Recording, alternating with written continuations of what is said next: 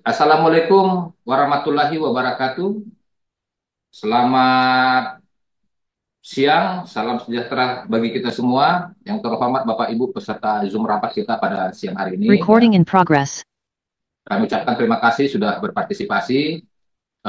Perkenalkan, nama saya Fernando Siagian.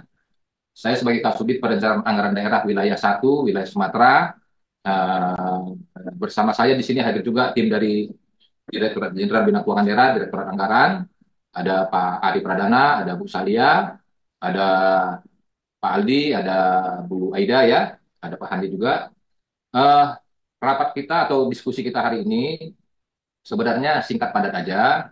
Ini terkait dengan pertanyaan-pertanyaan daerah terkait dengan pasca terbitnya surat edaran Mendagri ya terkait dengan P3K ya.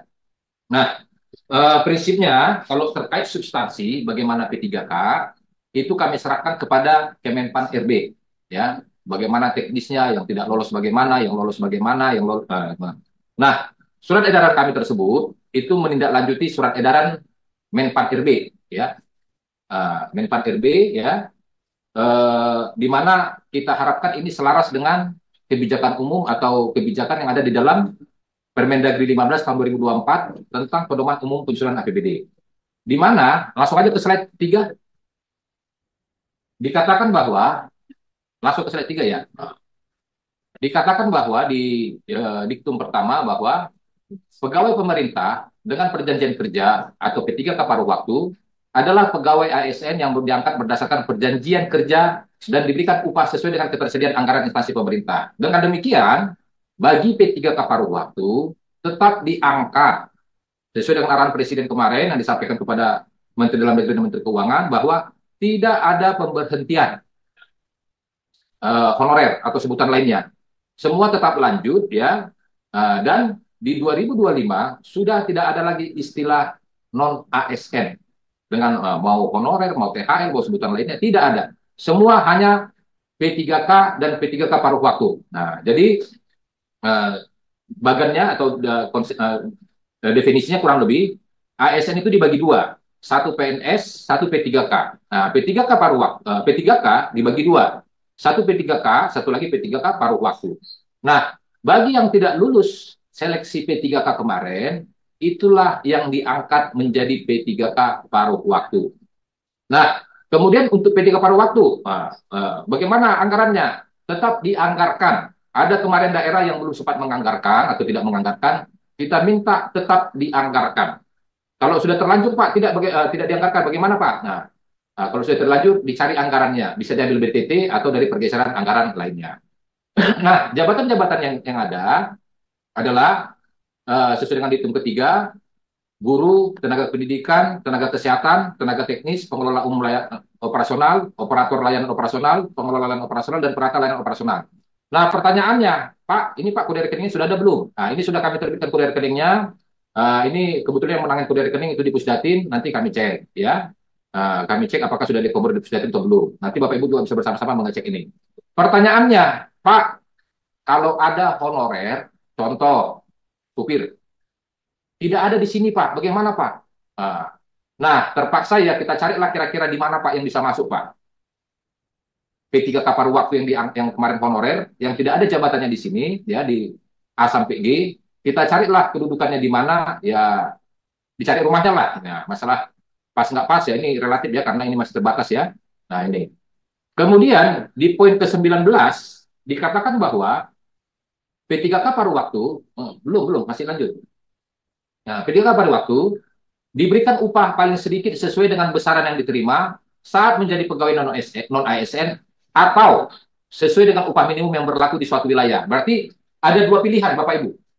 Pilihan pertama adalah ya sama dengan upah sebelumnya atau sesuai dengan upah minimum di daerah masing-masing. Berarti bisa UMK atau UMR di masing-masing daerah. Ya, ini clean and clear ya. Kemarin ada pertanyaan ke saya, Pak, upahnya sekian Pak. Ya mohon maaf sekian ini angkanya kecil ya. Bagaimana Pak? Ya Bapak tinggal memilih apakah dilanjutkan dengan besaran sekian atau UMK. Nah ini di bawah UMK Pak, ya nggak masalah. Nah, karena ketentuannya di sini mengatakan minimal sama dengan yang sebelumnya ya, atau UMK. Jadi yang manapun dipilih tidak ada masalah ya. Nah, kemudian di diktum ke-20 sumber pendanaan untuk upah sebagaimana dimaksud pada diktum ke-19 dapat berasal selain dari belanja pegawai sesuai dengan ketentuan peraturan perundang-undangan. Berarti masuk dalam kelompok belanja jasa ya, belanja jasa. Kemudian P3K paruh waktu mendapat upah dan fasilitas lain sesuai dengan ketentuan peraturan perundang-undangan. Berarti bisa perjalanan dinas atau fasilitas lainnya ya. Nah, oke lanjut. Nah, lanjut.